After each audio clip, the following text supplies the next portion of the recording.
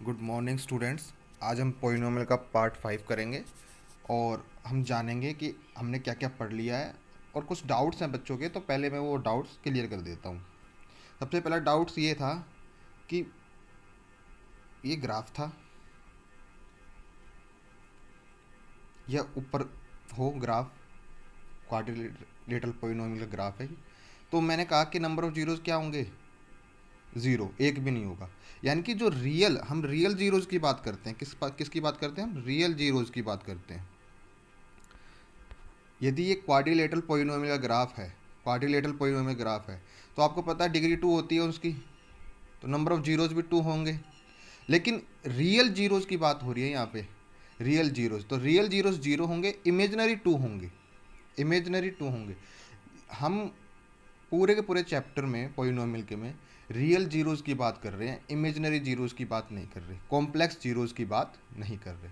तो पहला डाउट ये था कि इसमें zero, number of zeros zeros क्यों होंगे, कि रियल जो जीरोज़ होंगे वो जीरो होंगे, इमेजनरी दो बनेंगे। जो डिग्री 2 है यानी कि उसके कुछ ना कुछ रूट्स आएंगे उस क्वाड्रेटिक इक्वेशन के, तो वो इमेजनरी होंगे।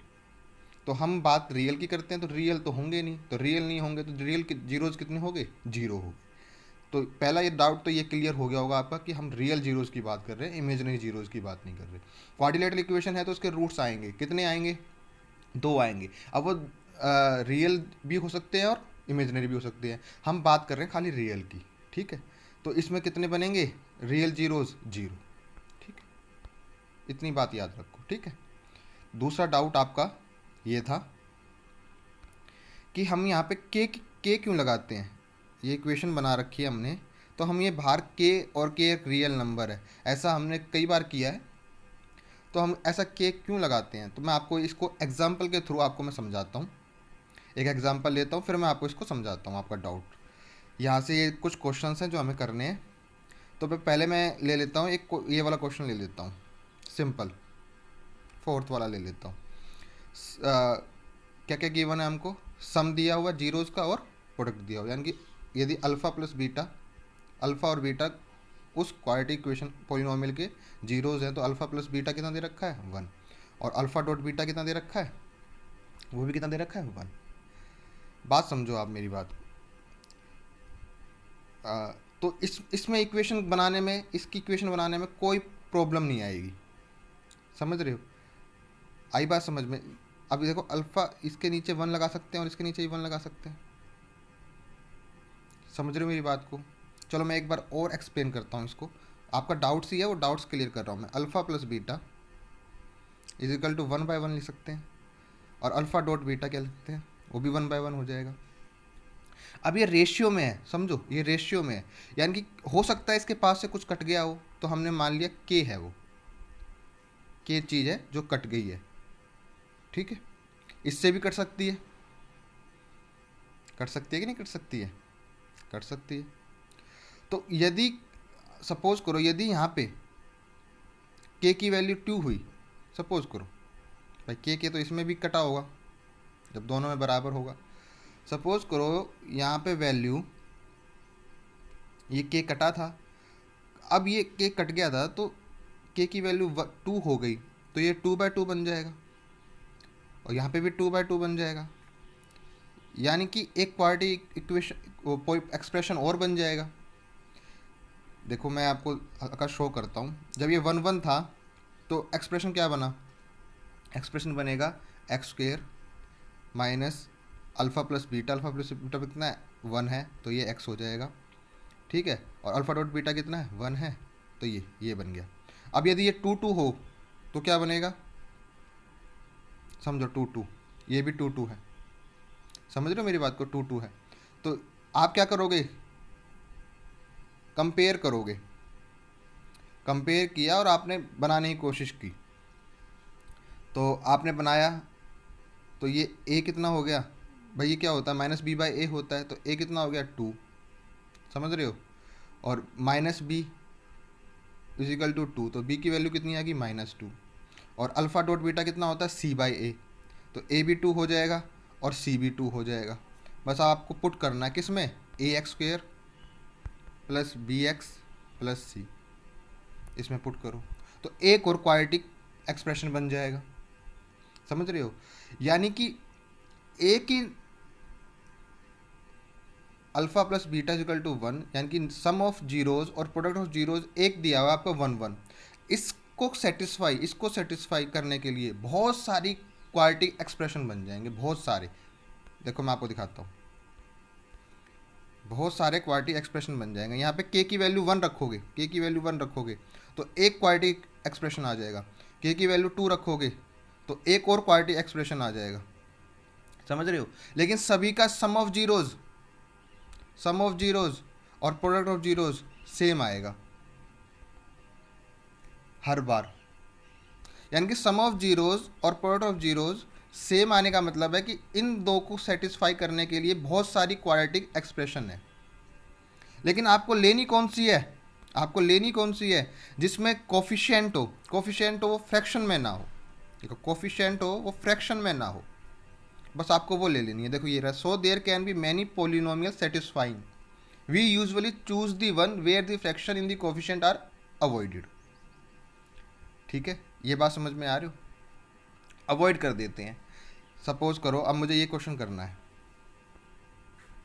ये वाला क्वेश्चन करना है मुझे। मैं इसको करता हूँ अच्छी तरह से, दोनों तरीके से आपको ये करके दिखाता हूँ। अल्फ़ा प्लस बीटा मैंने मान लिए, तो ये कितना हो जाएगा -1/4। और अल्फ़ा डॉट बीटा पहले मैं इस तरीके से करके देता हूँ, ये कितना हो जाएगा 1/4। तो अल्फ़ा प्लस बीटा कितना होता है -b/a होता है। चलो लिख दिया -b/a। ये कितना होता है c/a। तो a की वैल्यू यदि 4 है तो b की वैल्यू कितनी हो जाएगी -1, और c की वैल्यू कितनी हो जाएगी 1। ये बात समझ में आ गई? कंपेयर कर लिया, a 4 है तो c 1, b -1, b कितना हो जाएगा माइनस माइनस है तो b 1 हो जाएगा। ठीक है, क्योंकि माइनस इसके साथ भी है माइनस इसके साथ भी है। और a कितना हो जाएगा 4, तो आपके ये बन गए। अब इसको ax² + bx + c में पुट कर देते हैं। एक्सप्रेशन था ना, a की वैल्यू 4 है प्लस x, समझ रहे हो, +1, ये आ गई। बस आप याद रखो ये हो गई आपकी क्वालिटी एक्सप्रेशन।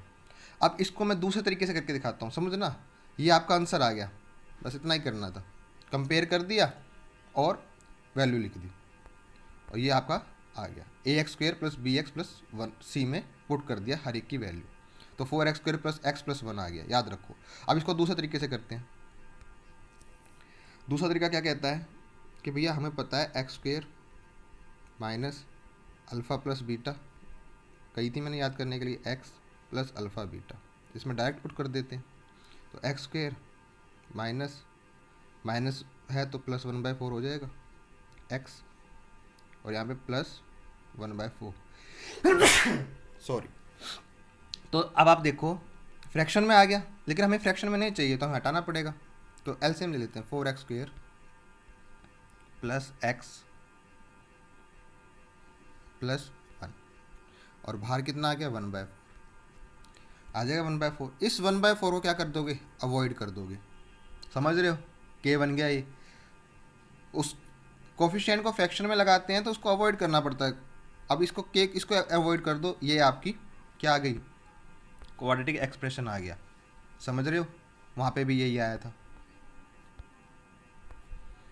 देखो आ गया। तो एक सम ऑफ जीरोज और प्रोडक्ट ऑफ जीरोज को कई, देखो ये भी तो क्वाड्रेटिक एक्सप्रेशन सेटिस्फाई करेगा, करके देख लो करेगा। यहाँ पे 9 होता के की, ये 1/4 की जगह 9 होता, वो भी सेटिस्फाई करता। इसलिए वो के आपको दिया हुआ है कि कई सेटिस्फाई कर सकती हैं क्वाड्रेटिक एक्सप्रेशन एक ही चीज़ को। ठीक है, आई थिंक आपको समझ में आ गया होगा के क्यों लगाते हैं। चलो आगे बढ़ते हैं और कुछ क्वेश्चंस करते हैं। जैसे कि आपको क्या है कि जीरोज़ फाइंड आउट करने हैं और फिर वेरीफाई करना है। तो जीरोज़ फाइंड आउट करने के लिए आपको सब सिंपल पता है, स्प्लिटिंग मेथड लगाएंगे अभी तो फ़िलहाल, मिडिल टर्म स्प्लिटिंग मेथड, बस अभी फ़िलहाल इसके लिए। तो आप कोई सा भी क्वेश्चन ले लो और फिर हमें वो क्वेश्चन करना है। ठीक है, तो अब ये ले लो, ये ले लो, ये ले लो, कोई सा भी ले लो, चलो ये ले लेते हैं, आसान है। तो t² - 15, तो इसके फैक्टर बना लोगे तो क्या बनेंगे इसके फैक्टर? भाई इसके फैक्टर नहीं बन रहे, सिंपल है, = 0 रख दो, तो t² = 15। तो टी की वैल्यू क्या आ जाएगी, प्लस माइनस √15। बस अब इस √15 को खोल लो भाई, √15 आपका आ गया, तो ये आपकी क्या आ गई, वैल्यूज़ आ गई, सिंपल। अब उसी से अल्फ़ा प्लस बीटा और अल्फ़ा डॉट बीटा, यदि उसी से भी यही वैल्यूज़ आए सम करने पे और प्रोडक्ट करने पे, तो आपने वेरीफाई कर लिया। आपको पता है कैसे करते हैं वेरीफाई, ठीक है। आपको पहले क्या लगानी है, चीज़ें निकालनी है, जीरोज़ निकालने हैं, ये जीरोज़ निकाल दिए दो, एक माइनस √15 आ गया, एक प्लस √15 आ गया, सिंपल, ठीक है। अब एक और कर लो, कोई सा भी, ये ले लो 4u²। मैं आपको सारे आसान आसान बता रहा हूँ, आपको पता है कैसे करना होता है। 8u, ठीक है, u कॉमन आ जाएगा और 4 कॉमन आ जाएगा, 4u कॉमन आ गया, तो यहाँ कितना बच जाएगा, u+2। अब इसको क्या करो, इक्वल टू 0 रख दो, तो एक u की वैल्यू क्या आ जाएगी, 0, और एक u की वैल्यू कितनी आ जाएगी, -2। आगे ना दो रूट आ गए इस इक्वेशन से, और दो जीरोज़ आ गए इस पोलिनोमियल के, ठीक है। अब वही अल्फ़ा प्लस बीटा क्या होता है, -b/a, -b क्या होता है, ये होता है, तो -8, a कितना है, 4 है, समझ रहे हो मेरी बात को। तो ये कितना आ गया, -2। देखो इन दोनों को ऐड करके -2 बन रहा है, हाँ बन रहा है। Alpha dot beta c/a, c उसमें कितना है, 0, तो देखो मल्टीप्लाई करके देख लो, c/a था ना, तो इसमें c क्या है, इसमें c 0 है, तो क्या बनेगा, 0 बनेगा, हाँ, तो ये वेरीफाई हो गए। ऐसे वेरीफाई करने, आई थिंक आप सारे कर लोगे। और ये क्वेश्चन वो है जिसमें आपको क्वाड्रेटिक पॉलिनोमियल बनानी है और आपको ये गिवन है, तो सिंपल आप इसी से बना लो ना, x² minus alpha plus beta into x plus alpha beta. ये आपको पता है, अल्फ़ा प्लस बीटा आपको दिया हुआ है, कोई सा भी ले लो, ये दिया हुआ है तो 1/4 रख लो, एक्स, ये x² माइनस, और प्लस अल्फ़ा बीटा -1 दे रखा है, -1 रख लो। अब आपको पता है 4 लेना पड़ेगा, 4x² माइनस एक्स -4, और बाहर क्या आ जाएगा, 1/4, इसको अवॉइड कर देना, ये आपका क्वाड्रेटिक पॉलिनोमियल आ गया। और दूसरा तरीका भी मैंने बताया है, कंपेयर करके ax² + bx + c से, उससे भी यही बनेगी, आप देख लेना। एलसीएम लो तो पूरे में, ये 1 था ना यहाँ पे, तो यहाँ पे भी जाएगा एलसीएम, 4 यहाँ पे भी जाएगा, बस ऐसे करना है क्वेश्चन को। अब ये क्वेश्चन देखिए, ये भी आसान है, आप देखिए, अब वेरीफाई करना है कि ये इस पोलिनोमियल के जीरोज़ है, यानी कि इसको यहाँ पे x की जगह पे पुट करेंगे, जैसे मैं पहले 3 को करता हूँ, तो आंसर क्या आना चाहिए, 0 आना चाहिए, तभी ये इसका क्या होगा, जीरोज़ होगा। तो पुट कर लीजिए, 3 को पुट करके देखिए, यहाँ पे कर रखा है, देखो ये रहा, कितना आ रहा है, 0 आ रहा है। ऐसे ही अगले को करना पड़ेगा, p-1 रखना पड़ेगा, ये भी क्या देगा, यदि 0 है तो 0 देगा, यदि इस पॉलिनोमियल का ये 0 है तो आंसर कितना आएगा, पुट करने के बाद 0 आएगा। ऐसे p को -1/3 पुट करेंगे तो आंसर कितना आना चाहिए, 0 आना चाहिए। यदि तीनों में 0 आ रहा है तो ये है, कोई दिक्कत ही नहीं है। उसके बाद वेरीफाई पता है आपको, अल्फ़ा प्लस बीटा से alpha sum of zeros, product of zeros taken 2 at a time, और product of zeros taken 3 at a time, बस आपको पता है कंपेयर करना है। ये तो मैंने आपको कहा था याद कर लेना। और आपको इक्वेशन भी बताई थी, क्या थी वो, मैं दोबारा लिख देता हूँ, यहाँ पे लिख भी रखी होगी, ये ax³ + bx² + cx + d, ये चीज़ें याद रखनी पड़ती हैं करने के लिए। और आपको समझ में आ ही गया होगा कि जीरोज़ जब होंगे, जब सेटिस्फाई करेगा क्या देगा, रिमाइंडर 0 देगा, पूरा का पूरा डिवाइड होना चाहिए, आपको पता है ये चीज़ें। रिमाइंडर थ्योरम में पढ़ा था ना, जब हम पुट करते हैं तो रिमाइंडर क्या आता है, 0 आता है, तो वो फैक्टर भी होता है, फैक्टर केस में भी 0 आता है, ठीक है। अब करते हैं लॉन्ग डिवीज़न मेथड। मैंने बताया था आपको, लॉन्ग डिवीज़न मेथड हमने पहले भी कर रखा है, डिवाइड करने वाला, और इसको कहते हैं डिवीज़न एल्गोरिथम भी कहते हैं इसे, ठीक है। तो दो आपको क्या दे दिए, पोलिनोमियल दे दिए। अब g(x) मतलब डिवाइज़र 0 नहीं हो सकता, then we find q(x) question, और r(x) मतलब रिमाइंडर। तो आपको मैंने बताया था p(x) = q(x), इसका मतलब dividend, divisor into question plus remainder, मैंने आपको बताया था सब कुछ। और उसे क्या कहते हैं, डिवीज़न एल्गोरिथम। आपको बताया था जो डिग्री है रिमाइंडर की, वो हमेशा क्या होगी, लेस देन होगी डिग्री ऑफ डिवाइज़र की। ठीक है, ये बात याद रखना, डिग्री होगी जो रिमाइंडर की वो लेस देन होगी डिवाइज़र की, और रिमाइंडर हमेशा छोटा होगा डिवाइज़र से, आपको बताया था, ये बताया था ना। बस आपको इतनी चीज़ें आपको याद रखनी है, ये सब कुछ मैंने आपको लॉन्ग डिवीजन मेथड में जब पढ़ाया था बताया था। और ये चीज़ ही बताई थी कि यदि पॉलिनोमियल आपको दे रखा हो तो उसे डिसेंडिंग ऑर्डर में, डिसेंडिंग ऑर्डर में टर्म्स की डिसेंडिंग ऑर्डर में उसे कर लेना, यानी कि पहले डिग्री, हाईएस्ट डिग्री लिखना, फिर उसके बाद टर्म की जो सेकंड नंबर पे डिग्री हो, छोटी डिग्री हो, ऐसे करके डिग्रियों को लिखना है, ऐसे डिवाइज़र की भी और ऐसे डिविडेंड की भी। ये आपको बताया था कि टर्म्स को डिग्री के अकॉर्डिंग डिसेंडिंग ऑर्डर में लिख लो, जिससे डिवाइड करने में आसानी रहे। फिर क्या करना है, डिवाइड करना है।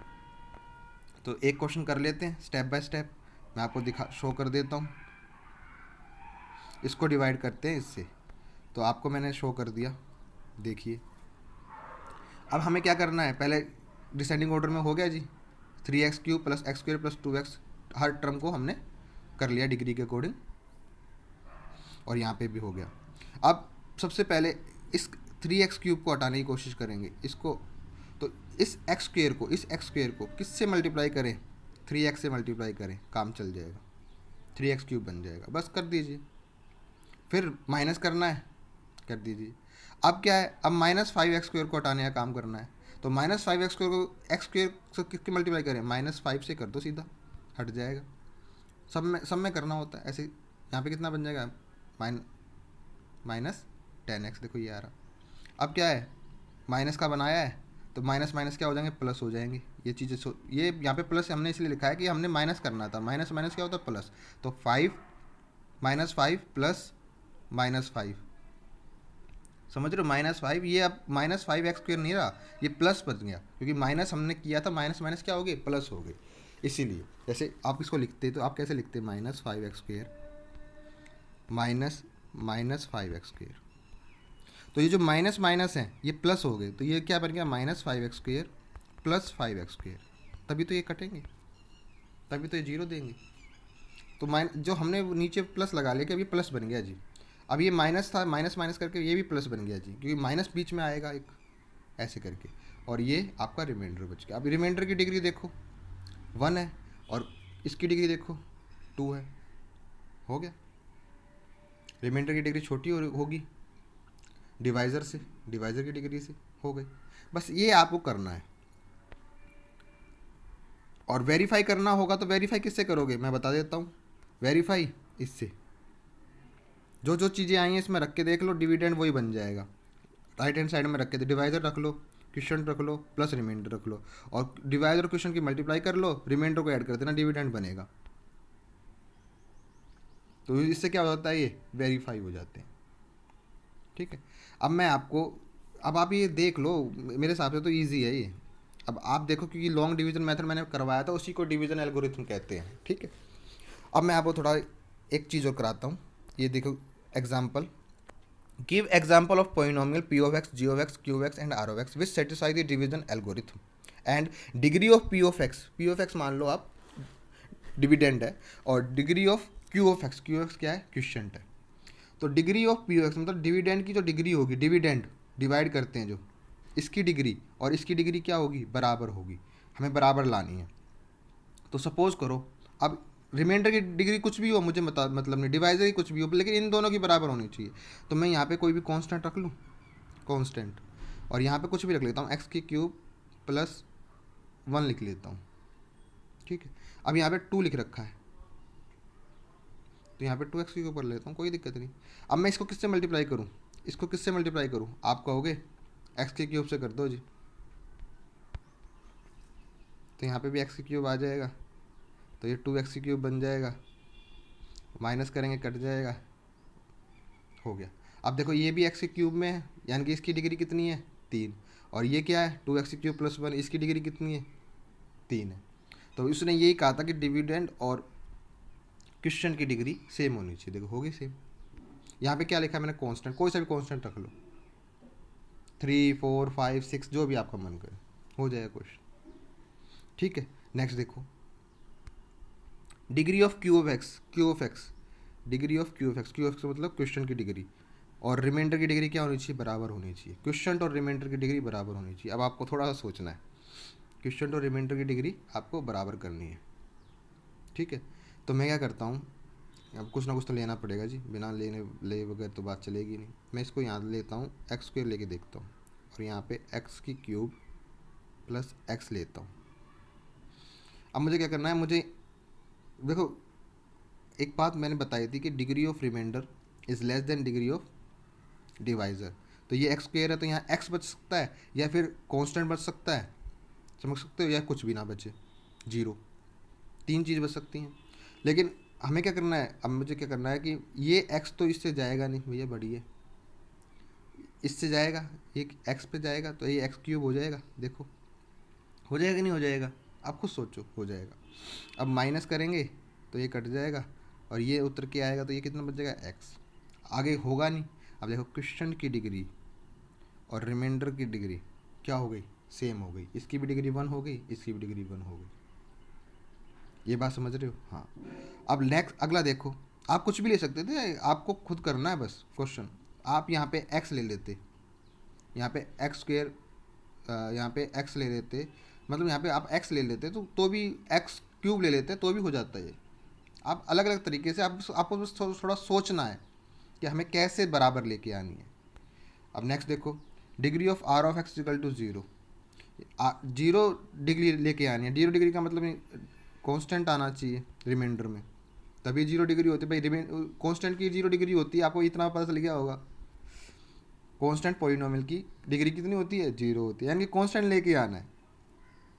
ठीक है, और वो जीरो कांस्टेंट लेके आना। अब यहाँ पे ले लो आप एक्स की क्यूब प्लस 1, और यहाँ पे ले लो आप एक्स की एक्स क्यूब ले लो यार, यहाँ पे भी 1 जहाँ पे चला जाएगा, एक्स क्यूब, ये क्या हो जाएगा, कैंसिल आउट हो जाएगा, कितना बच गया, 1 बच गया। आ गई जी डिग्री, आर ऑफ एक्स की कितनी आ गई, जीरो आ गई। हमें क्वेश्चन से मतलब नहीं था बराबर लाएं क्या ना लाएं, देखो इस केस में भी बराबर आ गई है इन दोनों की डिग्री, जो हमने किया था, degree of question is equal to degree of remainder. बस हमें थोड़ा सा समझना है भाई, कांस्टेंट लाना पड़ेगा, क्यों, कांस्टेंट की डिग्री कितनी होती है, जीरो होती है, यानी कि रिमाइंडर कांस्टेंट आना चाहिए इतना। लेकिन जीरो मत ला देना, क्योंकि जीरो पॉलिनोमियल की, जो कांस्टेंट पॉलिनोमियल जीरो है उसकी डिग्री क्या होती है, नॉट डिफाइंड होती है। तो इसको जीरो मत ला देना, को जीरो ला देते हैं तो काम चल जाएगा, नहीं, जीरो में नहीं, जीरो में नॉट डिफाइंड हो जाएगी डिग्री। ठीक है, आप आई थिंक आपको समझ में आ गया होगा। अब आपको ऐसे ही क्वेश्चंस करने हैं। मैं एक एप्लीकेशन और लेके आया हूँ कि जो डिवीजन एल्गोरिथम जिसमें यूज़ होता है, देखो कैसे यूज़ होता है। Find all the zeros of this, इसके सारे के सारे जीरोज निकालना। अब इसकी डिग्री कितनी है, 4 है, आपको 4 है, हाईएस्ट पावर कितनी है, 4 है, यानी कि इसके जीरोज कितने बनेंगे, 4 बनेंगे। नंबर ऑफ जीरोज कितने होंगे, 4 होंगे, 4। अब इसने कितने जीरोज दे दिए आपको, 2 जीरोज दे दिए, 2 जीरोज दे दिए, और 2 जीरोज आपसे पूछ रहा है। तो अब आप क्या करोगे, ये 2 जीरोज कैसे बने होंगे, एक्स माइनस, मैं यहाँ लिख देता हूँ, एक्स माइनस √2 और एक्स प्लस √2 से ऐसे ही बने होंगे। अब हम इसको फैक्टर में कन्वर्ट कर रहे हैं भाई, इस जीरो को, ये एक्स इक्वल टू √2 होगा, तो इसको इधर ले आएंगे तो एक्स माइनस √2 हो जाएगा, यानी कि एक फैक्टर ये बना होगा। और x is equal to minus √2 है, तो इसको √2 को इधर ले आएंगे तो x plus √2 is equal to 0, एक फैक्टर ये होगा, तभी तो एक्स की वैल्यूज़ ये आई होंगी। तो ये 2 फैक्टर हो गए होंगे। अब इन दोनों की क्या कर देंगे, मल्टीप्लिकेशन कर देंगे, ए माइनस बी ए प्लस बी, ए माइनस बी ए प्लस बी, तो वो क्या होता है, ए स्क्वेयर माइनस बी स्क्वेयर। तो ए स्क्वेयर माइनस बी स्क्वेयर मतलब 2, यानी कि एक्स स्क्वेयर माइनस 2 इसका एक फैक्टर है। फैक्टर है तो क्या करेगा, कंप्लीटली डिवाइड करेगा। फैक्टर क्या करता है, कंप्लीटली डिवीजन करेगा, यानी कि रिमाइंडर क्या बचेगा, 0 बचेगा। यानी कि एक्स स्क्वेयर माइनस 2 से एक्स की पावर 4 को डिवाइड कर देते हैं। जो एक्स की पावर 2 एक्स की पावर 4 माइनस 3 ये वाला पॉलिनोमियल दे रखा है, इसको क्या कर सकते हैं, डिवाइड कर देते हैं। तो रिमाइंडर क्या बचेगा, 0 बचेगा, क्योंकि ये फैक्टर है। फैक्टर की डेफिनेशन समझ में आ गई होगी आपको। तो एक्स स्क्वेयर माइनस 2 से डिवाइड करते हैं, देखो ये कर रखा है एक्स पे, एक्स स्क्वेयर माइनस 2 से डिवाइड। अब भाई एक्स की पावर 4 काटना है तो इससे क्या करेंगे, 2x² से मल्टीप्लाई करेंगे तो ये कटेगा। देखते जाओ आप ये स्टेप बाय स्टेप। और लास्ट में क्या गया, रिमाइंडर 0 आ गया, यानी कि ये फैक्टर तो था ही। अब आप देखो, इसने तो आपको दे दी। अब ये जो क्वेश्चन आया है भाई, ये भी तो फैक्टर होगा इसका, ये भी तो पूरा का पूरा डिवाइड करेगा इसको। यानी कि अब आप इसको, इस पोलिनोमियल को ऐसे लिख सकते हो, कैसे, x² -2, ठीक है, क्वेश्चन क्या है, 2x² -3x + 1, यानी कि ये दोनों क्या है, इसके फैक्टर हैं। इससे कितनी वैल्यूज़ आ गई थी, 2 वैल्यूज़ दी हुई थी। अब की बार वैल्यू किससे निकालनी है, 2x² -3x + 1 से। ये भी क्या करेगा, दो वैल्यू देगा, क्योंकि क्या है, क्वाड्रिलेटरल है। तो ये भी कितनी वैल्यू देगा, 2 वैल्यू देगा। तो देखो 2 वैल्यू यहाँ ये कैसे देगा। अब इसको क्या करो, इसके भी फैक्टर बनाओ, 2x² -3x + 1, इसके फैक्टर बना लो। अब नंबर ऑफ जीरो निकाल लिया, इक्वल टू जीरो लिख लो, इक्वल टू जीरो लगा लो, क्वाड्रेटिक इक्वेशन में बना लो, क्योंकि x की वैल्यू निकालनी है आपको। अब स्प्लिटिंग करना है, मल्टीप्लाई करने पे कितना आना चाहिए, 2 आना चाहिए, और प्लस करने पे -3। तो क्या कर दे, 2 1 जा 2 कर देते हैं, तो 2x² -x -2x + 1। तो अब -3 आ रहा है, और मल्टीप्लाई करने पे प्लस के 2 आ रहा है। तो इसमें से कॉमन क्या आ रहा है, x कॉमन आ रहा है, तो ये क्या बन जाए, इक्वल टू 0 लगा लो। तो x कॉमन आ गया, तो ये क्या बन जाएगा, 2x -1। यहाँ से क्या कॉमन आएगा, माइनस कॉमन आ जाएगा, तो ये क्या बन जाएगा, 2x -1। अब इन दोनों में से फिर कॉमन आ रहा है 2x -1, तो 2x -1 x -1 इक्वल टू 0 चल रहा है। तो 2x -1 इक्वल टू 0 हो जाएगा एक बार, x -1 is equal to 0। 2x -1 equal to 0 होगा तो x की वैल्यू क्या आ जाएगी, 1/2। और ये 0 के बराबर होगा x -1, तो यहाँ से x की वैल्यू कितनी आ जाएगी, 1। तो ये आपकी दो वैल्यूज़ और आ गई, x = 1/2, x = 1। और दो वैल्यू आपको दी हुई थी, x = √2, x = -√2। तो कितनी वैल्यूज़ आ गई, 4 आ गई। यानी कि इस पॉइंट में कितने जीरोज आ गए, 4 आ गए। बस आपको ऐसे करना है क्वेश्चन को। आई थिंक आपको समझ में आ गया होगा। बस हमने इस चीज़ को कैसे लिखा, इस चीज़ को इसमें लिखा, dividend is equal to divisor into question plus remainder. Remainder तो 0 था, तो डिवाइजर और क्वेश्चन क्या हो गया, मल्टीप्लिकेशन में हो गए, तो ये क्या हो गया, फैक्टर हो गए, किसके, इसके, डिविडेंड के। ठीक है, तो आई थिंक आपको समझ में आ गया होगा। मैंने ज़्यादा एक्सप्लेन नहीं कर रहा मैं किसी चीज़ को, क्योंकि आपको बस सिंपली ये करना है, सिंपली ये क्वेश्चंस करने हैं, ठीक है। और आप अब कोई भी क्वेश्चन कीजिए, आपके सारे क्वेश्चंस आपके हो जाएंगे। Thank you.